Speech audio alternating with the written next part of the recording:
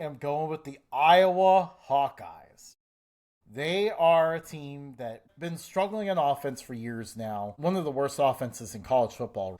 And despite that, they're hanging around winning 8 games a year. Now, guess what? They finally have a quarterback. Mark Gronowski, two-time FCS national champion, is coming in to save this program. He is their best quarterback they have had since Ricky Stanzi was with the program. They finally have that position resolved. Overall, the Hawkeyes have a decent amount of returning production. I've seen them, somewhere between 30 and 35 overall. They lost Caleb Johnson. That is a big loss.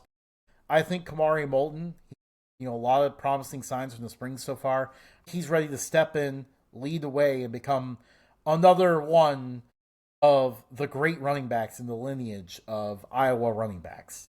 Another positive sign for the Hawkeyes, they have a young group of receivers, but so far in the spring, despite some guys being injured and out, they've seen a lot of encouraging signs in their receivers in the spring. I think it helps that they have quarterbacks who are ready to fire them there, a more confident and competent offensive play caller in Tim Lester. This offense is finally going to go. That is a huge key. There's some losses on the defensive side, but let's face it, this is a Phil Parker defense. No matter what, we know they're going to be a tough defensive team and a tough defense that nobody wants to go against. They're a nightmare to face on defense, always. And then finally, the real thing that's really bringing this home for the Hawkeyes, they have a very favorable schedule.